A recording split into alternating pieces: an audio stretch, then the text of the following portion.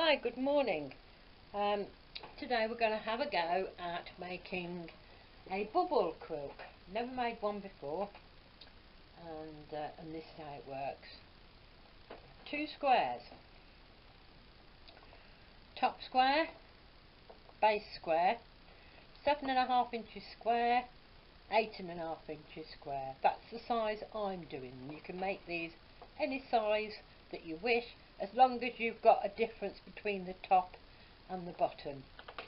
This is a stage where if you want to put anything on the top while it's nice and flat, quilt or applique or fussy cut, this is the time to do it now. I've measured halfway between 1 and 7.5 inches on my base on my board with a pencil, and now I'm going to use that measurement and just mark on all 4 middles where halfway is. This is a good way of using up scraps if you don't mind what colours your quilt is. So then you just pin the corner, pin where the line is,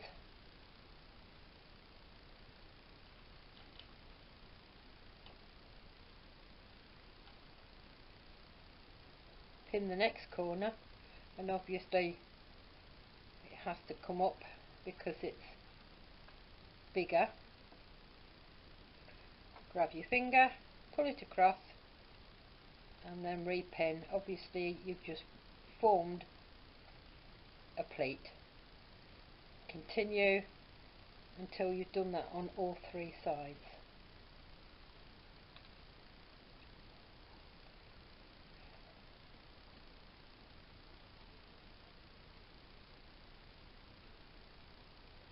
It's also a good way of using it for you, but because this first one I'm going to sew is going to be a 1/4 of an inch or a scant 1/4 of an inch.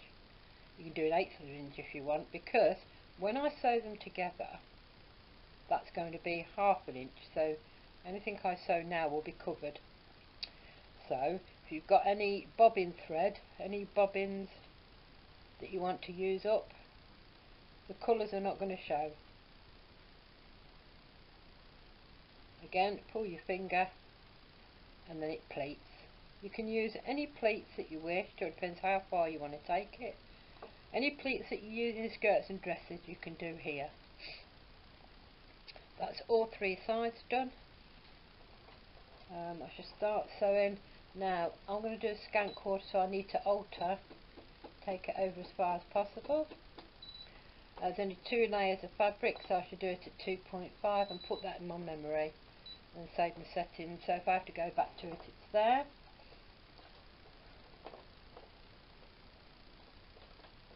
You leave a gap on this side, so we'll start just before the corner.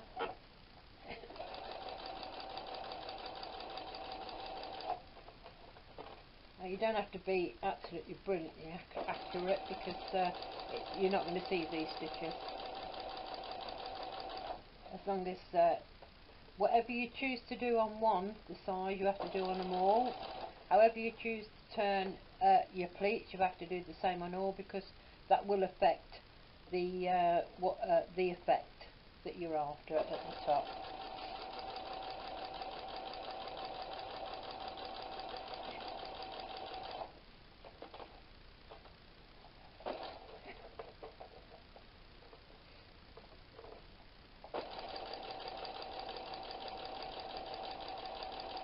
Take your pins out as you go.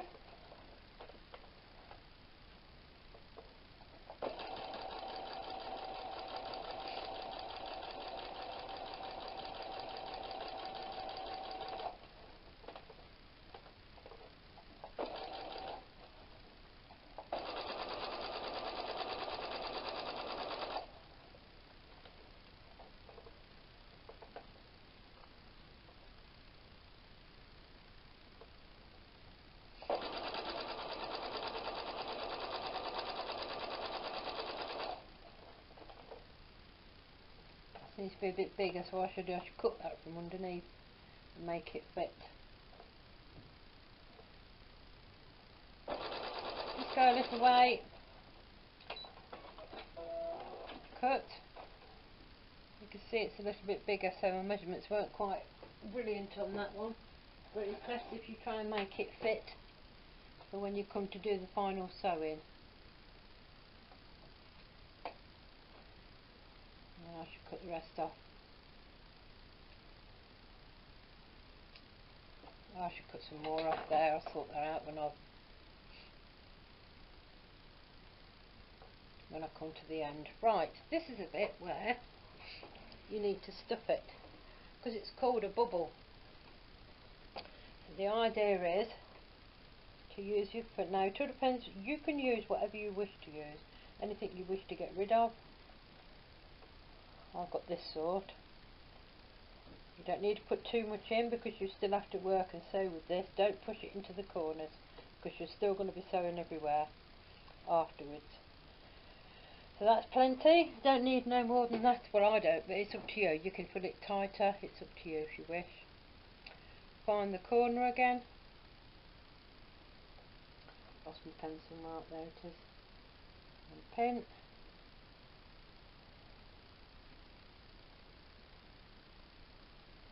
That's where the middle is. Pull it over and then form a pleat. I'm going to do this from this side because it's not the right size. I don't usually do this. We'll go by the 7.5, not by the 8.5, because obviously that wasn't cut correctly. This is for demonstration purposes because I have already made it, which I'll be showing you in a moment.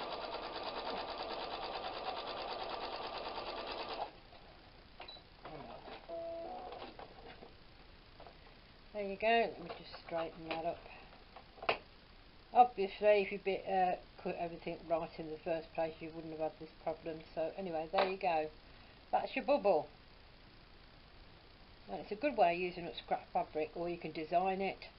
You can do a applique, you can do all sorts. It all depends who you're making it for.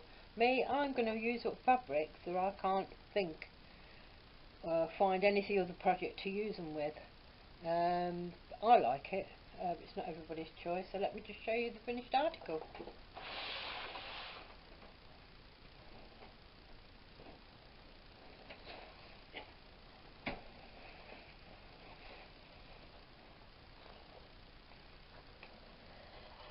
And there you go. That's my colours. And that's it. It's probably the same width as a single bed on the top, but I haven't finished with it yet because I'm going to put borders on. And then because I only have a 6-inch throat on my brother, so I can't really do big quilts when I want to quilt anything. I'm going to be quilting the actual borders as they're on the edge. I'm going to have a go at ruler work. So there you go, that's where we've got so far. When you put them together, one to the other, obviously that has to be 1/2 inch. Pin down as far as you can, making sure the fabric's straight on either side.